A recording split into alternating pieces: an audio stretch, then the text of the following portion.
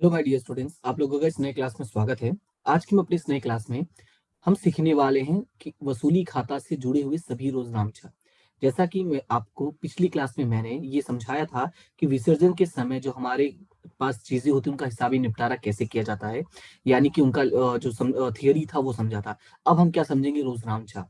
Right. तो यहाँ पे हेडिंग में देखोगे तो मैंने लिखा हुआ है संपत्ति और दायित्व का निपटारा। आपको याद होगा पिछली क्लास में मैंने वसूली खाता का जब परिभाषा बताया था, मैंने कहा था कि संपत्ति और दायित्व का निपटारा करने के लिए जो खाता बनाया जाता है उसे हम क्या कहते हैं, वसूली खाता। तो आपको पहला पॉइंट यही याद रखना है कि जब भी संपत्ति और दायित्व का निपटारा किया जाएगा तो याद क्या रखना है कि सभी चीजें, ठीक है, सभी चीजें का मतलब चाहे वो संपत्ति हो चाहे वो दायित्व हो। क्लियर है? क्या रखना है? सभी चीजें चाहे वो संपत्ति हो या दायित्व हो, हम उसको कहाँ लेकर जाएंगे, वसूली खाते में। तो मैं यहाँ पे लिखूंगा क्या कि संपत्ति और दायित्व का निपटारा करते समय, ठीक है, मैंने इसलिए उसको मिटा दिया। क्या? संपत्ति और दायित्व का निपटारा करते समय खाता बंद करके, खाता, एक मिनट,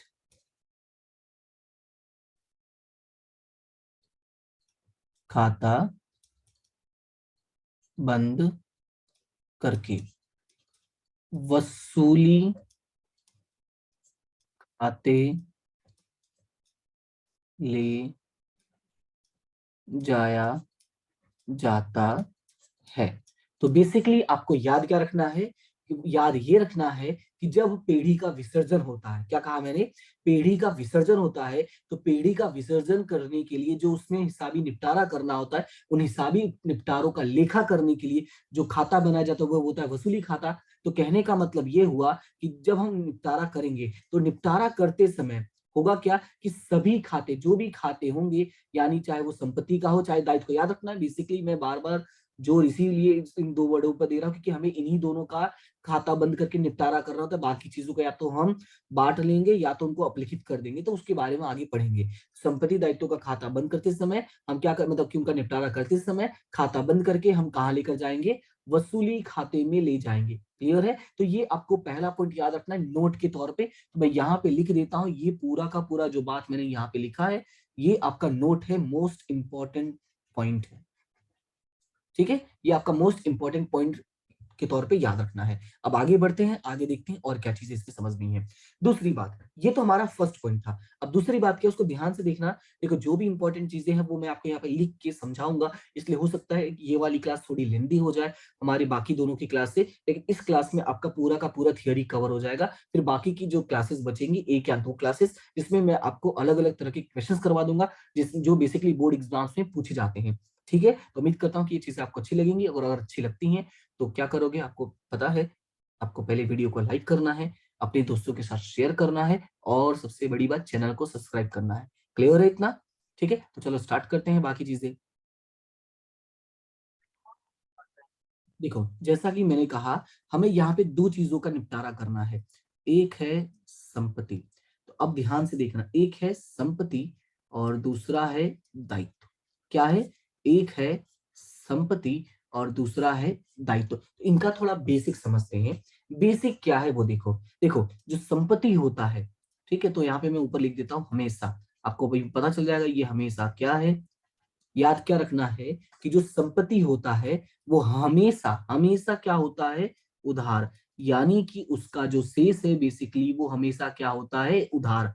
और दायित्व जो है उसका शेष हमेशा क्या होता है, जमा। ये आपको याद होगा, मैंने पिछले कई क्लासेस में बताया है कि जो चीज हमारा होता है या हमें मिलने वाला होता है उसको हम कहते हैं संपत्ति, और संपत्ति हमेशा क्या होता है, उधार। जो दूसरों का होता है या हमें किसी को और को देना होता है, चुकाना होता है, उसको हम बोलते हैं दायित्व, और दायित्व हमेशा क्या होता है, जमा। क्लियर है इतना? ये इतना ही बात आपको याद रखनी है। दूसरी बात, जैसा कि मैंने कहा हमें क्या करना होता है, खाता बंद करना होता है। ये तो मैंने वो बताया कि जो हमेशा होता है। अब हम क्या करेंगे, खाता को बंद करेंगे। क्या करेंगे, खाता बंद।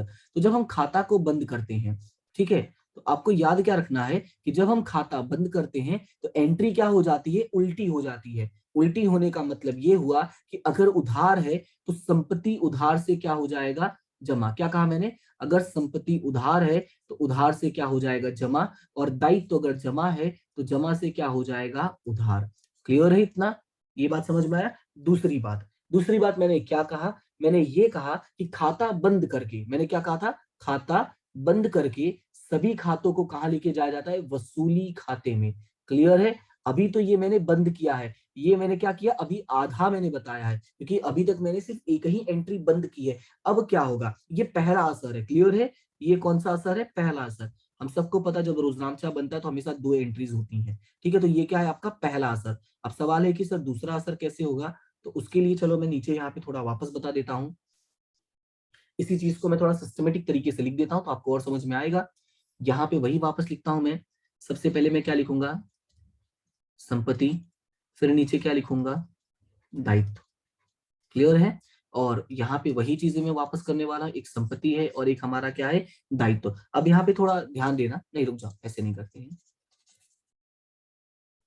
उल्टा करते हैं इसको। यहाँ पे लिखते हैं संपत्ति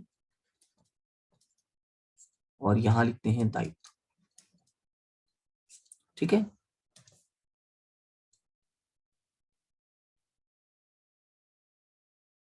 थोड़ा सही लग रहा है। अब देखो इस चीज को थोड़ा याद रखना है, जो मैं आपको बताने वाला हूँ अभी मैंने समझा है, फिर भी आपको याद रखना है। देखो, अगर हम बात करते हैं हमेशा, ठीक है, इनका जो शेष होता है वो हमेशा कैसे होता है, तो शेष हमेशा, इसलिए मैं यहाँ पे क्या लिख रहा हूँ, यहाँ पे अब मैं क्लियरली लिख रहा हूँ कि इनका जो शेष है वो हमेशा क्या होता है, उधार होता है। किसका, संपत्ति का। और दायित्व का शेष हमेशा क्या होता है, जमा होता है। क्लियर है इतना। लेकिन फिर मैंने कहा कि हमें इनका क्या करना पड़ता है, खाता को बंद करना पड़ता है। तो दूसरी बात आपको याद क्या रखनी है कि खाता को बंद करना पड़ता है। और ये जो खाता को बंद करना पड़ता है, जैसा कि मैंने अभी बताया था, ये कौन सा असर होता है, पहला असर। तो जब खाता को बंद करेंगे तो जो पहला असर होगा वो क्या होगा कि संपत्ति अगर उधार है तो क्या हो जाएगा, जमा हो जाएगा, और दायित्व अगर जमा है तो क्या हो जाएगा, उधार हो जाएगा। और ये है आपका पहला असर। ये क्या है, आपका पहला असर। अब सवाल है कि दूसरा असर क्या होगा, तो दूसरा असर को थोड़ा ध्यान से समझना, यानी कि संपत्ति और दायित्व का खाता बंद करने का जो दूसरा असर होता है वो क्या होगा। तो यहाँ पे सबसे पहले देखो दूसरा असर, आपको पता होना चाहिए कि दूसरा असर कहाँ होगा। तो जैसा कि ऊपर मैंने अभी समझाया कि संपत्ति और दायित्व खाता बंद करके हम कहाँ लेकर जाते हैं, वसूली खाते। इसका मतलब ये होगा कि इनका जो दूसरा असर है वो कहाँ होगा, वसूली खाते में होगा। ठीक है, तो यहाँ पे मैं लिख देता हूँ कि जो दूसरा असर होगा वो कहाँ होगा, वसूली खाते में होगा। कहाँ होगा, वसूली खाते में। अब इसको याद कैसे रखना है, थोड़ा ऊपर चलते हैं, पूरा देखो भी। ठीक है, यहाँ पे देखो ये पूरा दिख रहा है। अगर इसको ध्यान से देखोगे तो संपत्ति को हमने क्या किया था, जमा किया था। हमने संपत्ति क्या कर दिया, हमने जमा कर दिया। जमा हमने कब किया, जब हमें खाता बंद करना था। अगर संपत्ति जमा हुआ है तो वसूली क्या हो जाएगा, तो वसूली हो जाएगा उधार। वसूली क्या हो जाएगा, उधार। क्लियर है इतना। संपत्ति जमा हो तो वसूली क्या हो जाएगा, उधार। उसी तरह से जब हम दायित्व का खाता बंद करेंगे तो दायित्व क्या हो जाएगा, उधार हो जाएगा। क्या हो जाएगा, दायित्व उधार हो जाएगा, और वसूली खाते क्या हो जाएगा, जमा। क्लियर है। ये बातें आपको याद रखनी है। क्लियर है। ये कैसे याद रखना है कि ये जमा होगा तो ये उधार, और ये उधार होगा तो ये जमा। अब यहाँ पे कुछ पॉइंट मैं आपको बता देता हूँ। यहाँ पे पॉइंट ये है, नोट के तौर पे मैं यहाँ पे लिख देता हूँ। क्या नोट के तौर पे याद रखना है,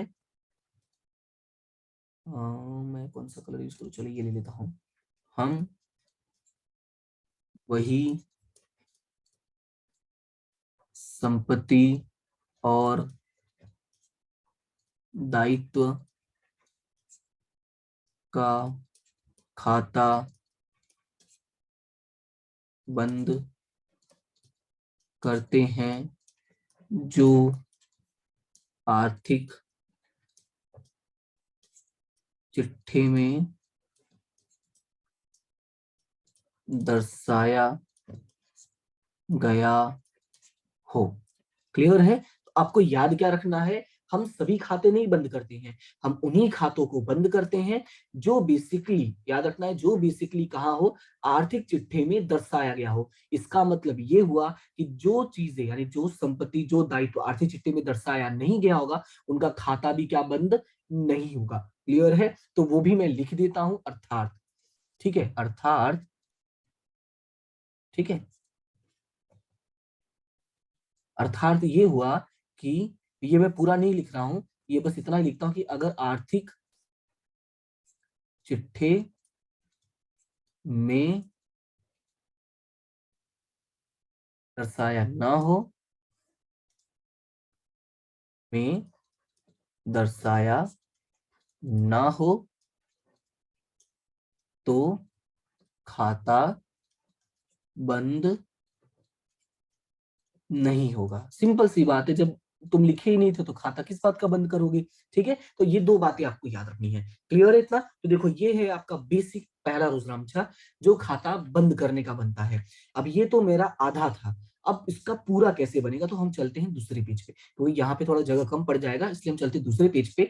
और यहाँ पे हम लिखेंगे हेडिंग के तौर पे कि अब इनका निपटारा कैसे होगा। निपटारा कैसे होगा। अगर आपने ध्यान दिया तो अभी तक हमने क्या किया, खाता को बंद किया। क्या किया हमने, खाता को बंद किया है, और हमने वही खाता बंद किया है जो आर्थिक चिट्ठे में दर्शाया होगा। लेकिन अगर हम बात करते हैं निपटारा की, हम क्या बात करते हैं, निपटारा की, तो निपटारा में आपको याद क्या रखना है, तो वो भी मैं यहाँ पे नोट के तौर पे पहले मैं लिख देता हूं, फिर मैं आगे बढ़ूंगा। ठीक है,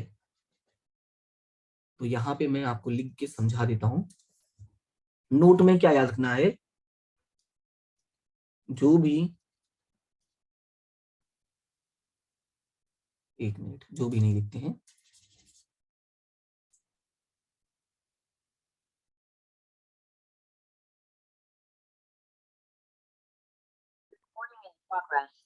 देखो इसमें याद क्या रखना है कि देखो पहले मैंने क्या बताया कि जो आर्थिक चिट्ठी में दर्शाया होगा खाता उन्हीं का बंद होगा, और जो दर्शाया नहीं होगा उसका खाता बंद नहीं होगा। लेकिन जब हम बात करेंगे निपटारे की, तो याद रखना है सभी संपत्ति और दायित्वों का निपटारा किया जाएगा। क्या कहा मैंने, सभी संपत्ति और दायित्वों का निपटारा किया जाएगा, चाहे दर्शाया हो, ठीक है, चाहे आर्थिक चिट्ठे में दर्शाया हो, चाहे ना दर्शाया हो। ठीक है, हमें बस याद ये रखना है कि अगर हमें सवाल में लिखा गया है तो याद ये रखना कि एक रोजनामचा तो कंफर्म बनेगा ही, और वो कौन सा बनेगा, निपटारा का, चाहे दर्शाया हो चाहे ना दर्शाया। अगर दर्शाया है तो पहले बंद करेंगे, फिर निपटारा करेंगे। क्लियर है? अब मेरा सवाल ये है, मेरा नहीं आपका सवाल होना चाहिए था वैसे तो, सवाल मैं ही कर लेता हूं कि सर ये निपटारा का मतलब क्या है। देखो निपटारा में दो बातें होंगी। ठीक है, पहला पहला होगा बेचना, पहला क्या होगा, बेचना। दूसरा होगा चुकाना। क्या होगा, चुकाना। या तो हम चीजों को बेचेंगे या तो हम चीजें को चुकाते हैं। मतलब ये हुआ कि संपत्ति को बेचा जाता है। क्या, संपत्ति जितनी भी होगी हम उसको बेच देंगे, और जितना भी दायित्व होगा हम उसको क्या करेंगे, चुकाएंगे। यानी यही दो बातें होंगी। क्लियर है? निपटारा के तौर पे कितनी बातें होंगी, दो तरह से दो बातें होंगी, या तो हम बेच देंगे या तो चुका देंगे। क्लियर है? तो अभी आगे बढ़ते हैं और समझते हैं। अब देखो निपटारा भी जो है ना वो दो तरह से किया जाएगा। ये तो मैंने कहा कि निपटारा का मतलब क्या होता है, ये निपटारा का मतलब समझाया मैंने। ठीक है, निपटारा का मतलब, निपटारा का मतलब होता है या तो हम बेच देंगे या तो चुका देंगे। लेकिन जो निपटारा है ना बेसिकली वो दो तरह से होता है। क्या, दो तरह से। तो मैं यहाँ पे लिख देता हूँ, निपटारा तो मतलब समझ में आ गया होगी, भाई संपत्ति और दायित्व को बेच दिया जाता है। तो जो निपटारा है वो बेसिकली कितनी तरह से होगा, दो तरह से।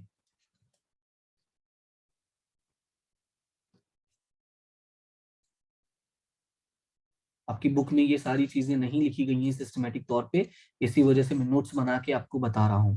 तो थोड़ा ध्यान से देखिएगा इसको। निपटारा देखो दो तरह से होगा, एक होगा या तो हम बेचेंगे या तो हम चुकाएंगे। क्या बेचेंगे, संपत्ति, और क्या चुकाएंगे, दायित्व। क्लियर है? दूसरा क्या होगा, दूसरा ये होगा साझेदार जो है, साझेदार ले जाना, जाना सेम ही लग रहा है, नाना लग रहा है, नॉट जाना। तो ये ले जाना स्वीकारे।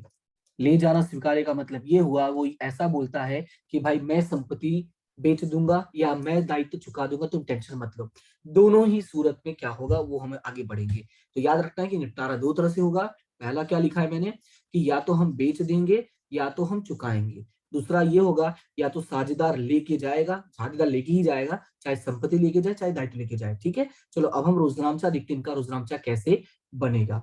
ठीक है, तो जैसा मैंने ऊपर हेडिंग लिखा था वैसे ही हम हेडिंग लिख के चलते हैं। एक होता है संपत्ति और दूसरा क्या होता है, दायित्व। थोड़ा इसका जगह जो है वो ज्यादा ले रहा है, तो यहाँ पे मैं लिखता हूं, एक होता है संपत्ति और दूसरा क्या होता है, दायित्व। इसको थोड़ा सा गौर करिएगा। हमने खाता क्या कर दिया है, बंद कर दिया है। खाता कहाँ बंद किया हमने, तो यहाँ पे हमने खाता बंद कर दिया था। रोजनामचा जो है वो मैंने इसी में सारे रोजनामचे बता दिए हैं। ठीक है, अब हम क्या करते हैं उसको देखो। रोजनामचा मैंने क्या बताया था कि अगर संपत्ति होगा तो वो जमा हो जाएगा और वसूली उधार, और दायित्व होगा तो दायित्व उधार हो जाएगा और वसूली जमा हो जाएगा। क्यों ऐसा हो रहा है, क्योंकि संपत्ति हमेशा क्या होता है, उधार होता है, लेकिन खाता बंद करेंगे तो जमा हो जाएगा, और दायित्व हमेशा जमा होता है लेकिन खाता बंद करेंगे तो उधार हो जाएगा। ठीक है, इस बात को याद रखना है। अब निपटारा करेंगे तो निपटारा कैसे होगा, देखो अगर हम बात करते हैं संपत्ति की, ठीक है, या दायित्व की, चाहे दोनों की हम में से किसी की भी बात करते हैं, तो जो निपटारा होगा बेसिकली वो कैसे होगा, पैसों से ही होगा। ठीक है, तो पैसा से ही निपटारा होगा। तो पैसे से निपटारा दो तरह से होगा। संपत्ति में पैसा आएगा, क्या होगा, संपत्ति में पैसा आएगा, ध्यान से सुनना, संपत्ति में पैसा आएगा और दायित्व में पैसा जाएगा। क्योंकि संपत्ति को हम क्या कर रहे हैं, बेचेंगे, तो संपत्ति बेचेंगे तो पैसा क्या होगा, आएगा, और दायित्व में चुकाएंगे तो पैसा क्या होगा, जाएगा। क्लियर है, यानी कि अब देखो दो रोजनामचा में, मतलब जो रोजनामचा बनता है उसमें पहला असर क्या होगा, तो यहाँ पे मैं लिख देता हूं पहला असर।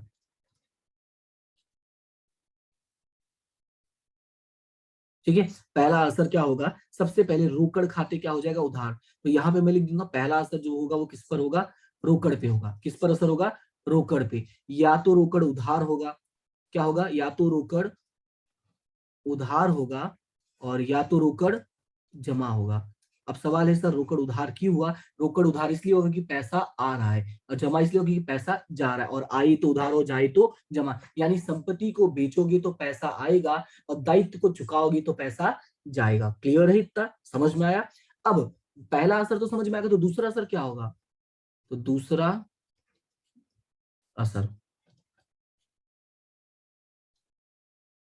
पहला असर किस पर हुआ था, रोकड़ पे, और दूसरा असर किस पर होगा, वसूली पे। ये आपको याद रखना है, दूसरा असर किस पे होगा, वसूली पे। अगर रोकड़ उधार हुआ है तो वसूली क्या हो जाएगा, जमा। याद रखना है, अगर रोकड़ उधार हुआ है तो वसूली क्या हो जाएगा, जमा हो जाएगा, और इधर रोकड़ जमा हुआ है तो वसूली क्या हो जाएगा, उधार हो जाएगा। देखो एकदम सिंपल सा है, कुछ भी आपको करने की जरूरत नहीं है, बस आपको बेसिक पता होना बहुत जरूरी है। क्लियर है इतना, तो ये था हमारा फर्स्ट पॉइंट। अब इसी में दूसरी बातें आ जाती है, जो ये वाला था, ये था इसका।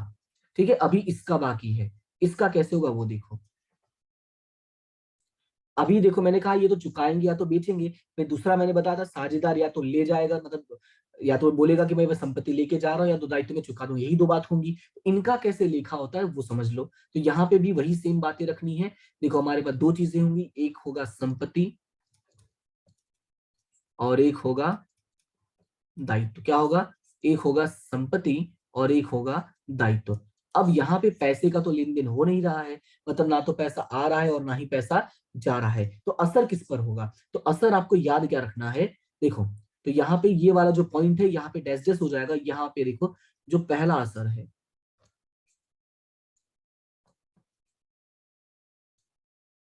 देखो इसमें था पैसा आएगा जाएगा, इसलिए मैंने वो लिख दिया था, पर इसमें तो पैसा आ जा नहीं रहा क्योंकि कोई साझेदार लेके जा रहा है। तो पहला असर जो होगा वो हमेशा किस पर होगा, पूंजी खाते पर होगा। किस पर होगा, पूंजी खाते पर। किस पर होगा सर, पूंजी खाते पर। रोजनामचा कैसे लिखोगे, तो रोजनामचा लिखने का सिंपल तरीका यही है कि देखो यहाँ रोकड़ उधार हुआ है तो यहाँ पूंजी क्या हो जाएगा, उधार हो जाएगा, और यहाँ पे रोकड़ जमा हुआ है तो यहाँ पे पूंजी जमा हो जाएगा। अब इसका रीजन क्या है, थोड़ा रीजन समझ लो। देखो ऐसा है कि अगर कोई साझेदार व्यवसाय में से कोई संपत्ति लेके जाता है, बोलता है भाई मैं इसका इंतजाम कर लूंगा, तुम टेंशन मत लो, मैं बेच के पैसा ले लूंगा, तो अगर वो संपत्ति लेके जा रहा है, इसका मतलब ये हुआ कि भविष्य में अब हम उसको उतना पैसा नहीं देंगे। जैसे मान लो 100 रुपए का वो कोई सामान लेकर गया, तो इसका मतलब ये होगा 100 रुपए अब हम उसको नहीं देंगे। तो नहीं देंगे तो उसकी पूंजी घट गई ना, क्योंकि जितना लेके गया उतना पैसा उसको नहीं मिलने वाला है, उसकी पूंजी क्या हो जाएगी, घट रही, जिसलिए पूंजी क्या हो जाएगा, उधार हो जाएगा। ये है इसका लॉजिकल रीजन।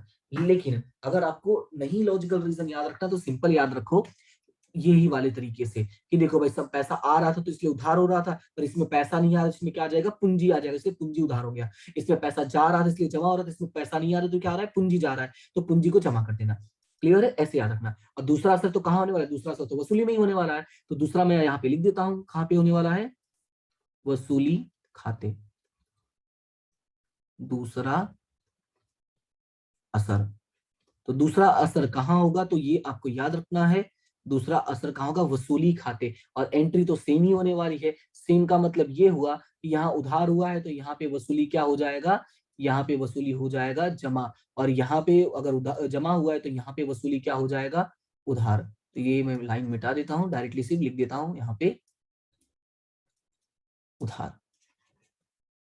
क्लियर है, बात समझ में आया। तो ये था आपका संपत्ति और दायित्व का निपटारा करने से जुड़ा हुआ सारा व्यवहार।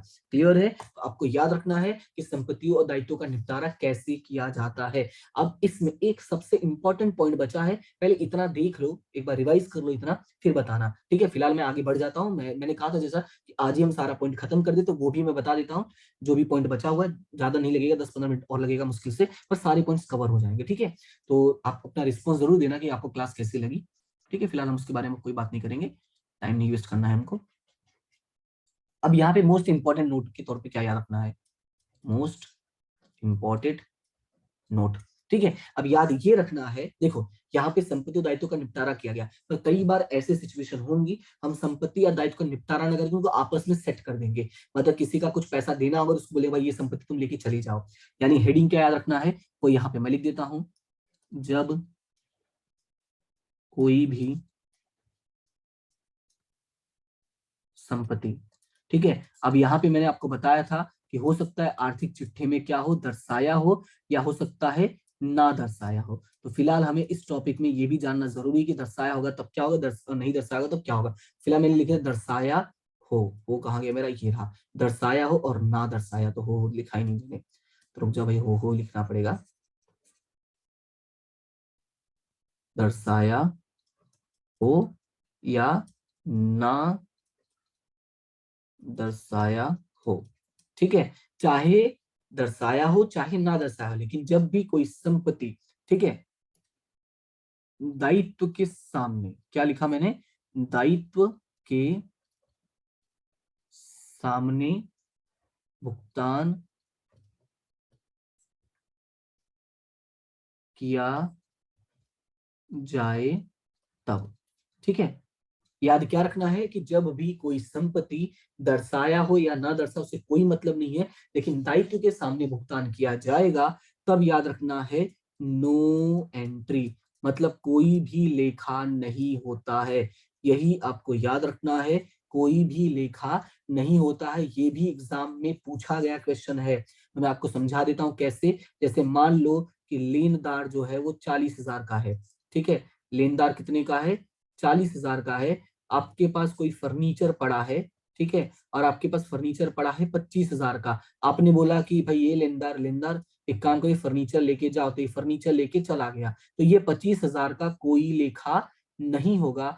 हमें सिर्फ उस बाकी के जो 15,000 होंगे उनका लेखा करना पड़ेगा, ठीक है। तो यहाँ पे 15,000 लेखा होगा, ठीक है। ये एग्जाम्पल आपको याद रखना है ताकि आपको कोई दिक्कत ना हो, इसलिए मैंने यहाँ पे लिख दिया है, और ये मोस्ट इंपॉर्टेंट इसलिए आपको याद रखना जरूरी है, ठीक है। अब बात करते हैं, आगे बढ़ते हैं। अब ये तो हमने वसूली खाता बना दिया, वसूली खाता का एंट्री भी कर दिया। अब देखो इन सभी चीजों से दो बातें होंगी, या तो हमें फायदा होगा या तो हमें नुकसान होगा, यानी कि उसको मैं आगे यहाँ पे लिख देता हूं। यानी जब आप वसूली खाता बना लेंगे, ठीक है, वसूली खाता की बाकी, आप जब पूरा वसूली खाता बना लेंगे तो जो उसकी लास्ट में बाकी निकलेगी, यानी जो डिफरेंस आएगा, वो डिफरेंस आपका दो तरह से होगा, ठीक है। एक, या तो लाभ होगा या तो हानि होगा। क्या कहा मैंने, या तो लाभ होगा और या तो हानि होगा। हमें सवालों में लिखा रहता है, मैंने कहा ना लॉन्ग क्वेश्चन हमें आता नहीं है, इसलिए हमें सवालों में क्लियरली लिखा रहता है कि वसूली खाता की कौन सी बाकी है। तो आपको याद रखना है कि जो जमा बाकी होती है, ठीक है, सवाल में लिखा रहेगा कि जो जमा बाकी होती है उसको हम बोलते हैं लाभ, और जो उधार बाकी होती है उसको हम क्या बोलते हैं, हानि। ये आपको थोड़ा सा पॉइंट याद रखना है, ठीक है। अब देखो अगर वसूली खाता की बाकी कौन सी बाकी है, जमा बाकी है, यानी लाभ है ना, तो इसका रुद्रांचा कैसे बनेगा, जैसा मैंने कहा कि जब हम खाता बंद कर देते हैं तो एंट्री क्या होता है, उल्टा। अगर जमा बाकी आया है तो एंट्री उल्टा करोगे तो मतलब रुद्रांचा क्या बन जाएगा, वसूली खाते उधार हो जाएगा, क्योंकि इसका बाकी कौन सा था, जमा था। तो जब खाता बंद करोगे तो वसूली क्या हो जाएगा, उधार हो जाएगा। और इसका कौन सा बाकी है, उधार, तो वसूली खाता क्या हो जाएगा, जमा, यानी एंट्री हो जाएगी वसूली खाते जमा। इतना क्लियर है, बात समझ में आया आपको, यही दो बातें याद, इतना क्लियर है आपको, याद क्या रखना है कि वसूली खाता की जो बाकी होगी वो दो तरह से होगी, या तो जमा बाकी या तो उधार बाकी। जमा बाकी का ही दूसरा नाम है लाभ और उधार बाकी का ही दूसरा नाम है हानि। अगर जमा बाकी होगा तो खाता बंद करोगे तो वसूली खाते क्या हो जाएगा, उधार। और अगर उधार बाकी होगा तो खाता बंद करोगे तो वसूली खाते क्या हो जाएगा, जमा। और व्यवसाय का जो भी लाभ या हानि होगा अंत में किसको मिलता है, साझेदारों को। यानी कि जो भी साझेदार होंगे उनके या तो पूंजी खाते में जाएगा और या तो चालू खाते में, जैसा हमें दिया होगा। तो पूंजी या चालू खाते क्या हो जाएगा, जमा। और यहां पे क्या हो जाएगा, पूंजी या चालू खाते उधार। क्लियर है, तो ये है आपका वसूली खाता से जुड़ा हुआ रोजनामचा। अब यहाँ पे हम कुछ और बातें करेंगे जो आपका इंपॉर्टेंट टॉपिक के तौर पर है, और वो है विसर्जन खर्च। ठीक है, क्या है, विसर्जन खर्च। ये बहुत ही इंपॉर्टेंट टॉपिक के तौर पर, इसलिए इसको ध्यान से देखना।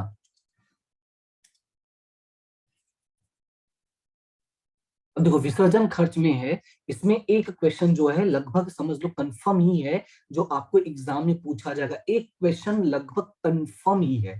ठीक है, तो यहाँ पे मैं आपको दो बातें समझाऊंगा। देखो, एक एक तो इसमें ये होगा कि जिम्मेदारी किसकी थी, क्या कहा मैंने, एक ये होगा कि विसर्जन खर्च की जिम्मेदारी किसकी थी और किसने चुकाया। ठीक है, पहला पॉइंट क्या होगा कि जिम्मेदारी किसकी थी, दूसरा पॉइंट ये होगा कि किसने चुकाया। तो हम मानकर चलते हैं कि जो जिम्मेदारी थी वो किसकी थी, पेढ़ी की। किसकी जिम्मेदारी थी, पेढ़ी की। और चुकाया किसने, पेढ़ी ने ही चुकाया। जिम्मेदारी किसकी थी, पेढ़ी की, और चुकाया भी किसने, पेढ़ी ने। फिर से मैं कहता हूँ, जिम्मेदारी किसकी, पेढ़ी की, चुकाया भी किसने, पेढ़ी ने। तो पेढ़ी के पास से क्या जा रहा है, रोकड़ खाते, पैसा जा रहा है ना, तो रोकड़ खाते जमा। देखो इसमें कुछ ट्रिक नहीं है, कुछ नहीं है, मैं सिर्फ आपको लॉजिक समझा रहा हूँ कि पैसा जा रहा है क्योंकि किसने चुकाया है, पेढ़ी ने। तो जब पैसा जा रहा है नहीं, रोकड़ खाते जमा हो जाएगा। और मैंने कहा कि दूसरा नाम क्या लिखना है, वसूली खाते। अगर आपने देखा होगा तो ऊपर में जितना भी मैंने रोजनामचा लिखा है उनमें एक असर तो वसूली में ही जा रहा था। यहाँ पे देखो, जैसे यहाँ पे जो पहला असर था वो, ये देखो यहाँ पे दिख रहा है ना, पहला असर था पूंजी खाते, दूसरा असर कहाँ गया, वसूली में हो गया। पहला असर रोकड़ खाते में, दूसरा असर कहाँ गया, वसूली में। इसके अलावा जब हमने खाता बंद किया था तब भी सेम हुआ था कि जो पहला असर था वो तो संपत्ति में हुआ, लेकिन दूसरा असर कहाँ हो गया था, वसूली में। यानी इतना याद रखना ही है कि इनका एक असर तो कहाँ जाएगा, वसूली में तो जाएगा ही जाएगा। क्लियर है, तो जिम्मेदारी जब किसकी होगी, पेढ़ी की, चुकाएगा कौन, पेढ़ी, तो रोजनामचा क्या बनेगा, वसूली खाते उधार और रोकड़ खाते जमा। क्लियर है, ये हमारा पहला पॉइंट है। अब बात करते हैं दूसरा पॉइंट। तो दूसरे पॉइंट में जिम्मेदारी किसकी थी, पेढ़ी की, ध्यान से सुनना। जिम्मेदारी किसकी थी, पेढ़ी की थी, और चुकाया किसने, साझेदार ने।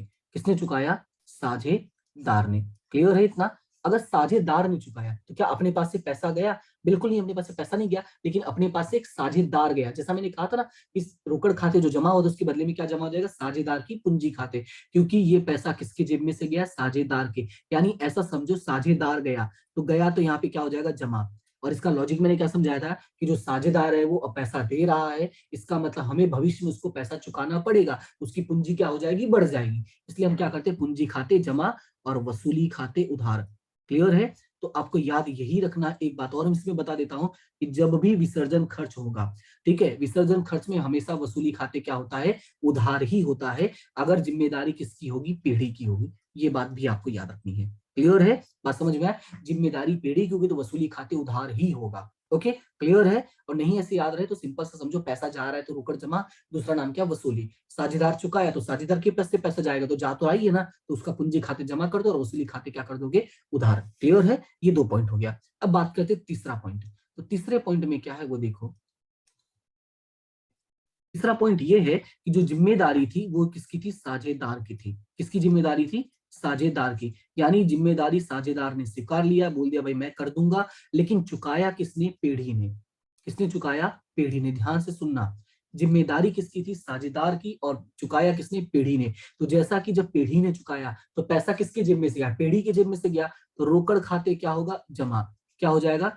रोकड़ खाते जमा। क्लियर है? और जैसा मैंने बताया था, एक नाम आ जाएगा वसूली, लेकिन मैंने कहा था वसूली इसमें कब आएगा? जब जिम्मेदारी किसकी हो? पेढ़ी की हो। ध्यान से देखिएगा इधर, जब जिम्मेदारी पेढ़ी की हो। पर क्या यहाँ पे जिम्मेदारी पेढ़ी की है? तो बिल्कुल नहीं, जिम्मेदारी किसकी? साझेदार की। तो दूसरा नाम यहाँ पे क्या हो जाएगा? साझेदार, यानी कि पूंजी या चालू खाते उधार। क्लियर है? तो ये कुछ तरीके होते हैं जो आपको याद रखना है। याद क्या रखना है? अगर जिम्मेदारी पीढ़ी की तो वसूली, लेकिन अगर किसी साझेदार की है तो उसका नाम। क्लियर है इतना? लेकिन यहाँ पे याद भी रखना है, चुकाया किसने? पीढ़ी ने तब।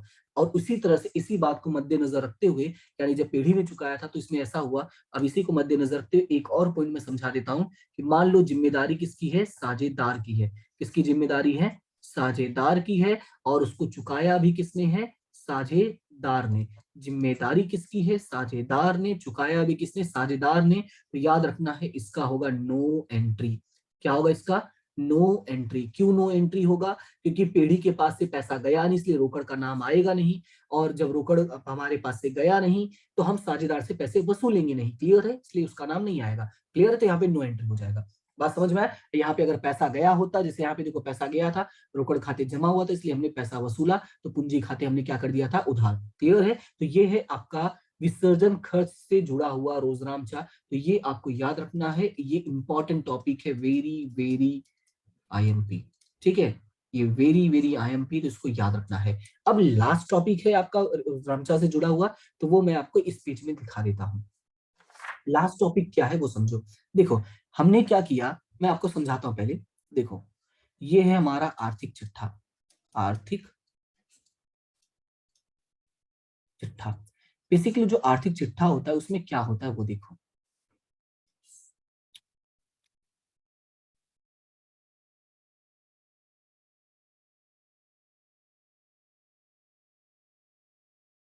ठीक है, ध्यान से देखना।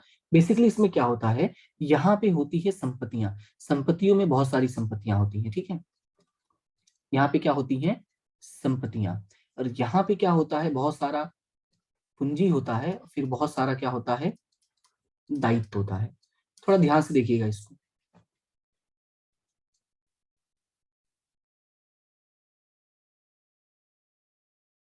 अब बात करते हैं अगर हम संपत्तियां की, तो आपको याद होगा पांचवा और छठा चैप्टर में दो चीजें पढ़ी थी। मतलब पांचवा भी पढ़ा था और छठा भी पढ़ा था।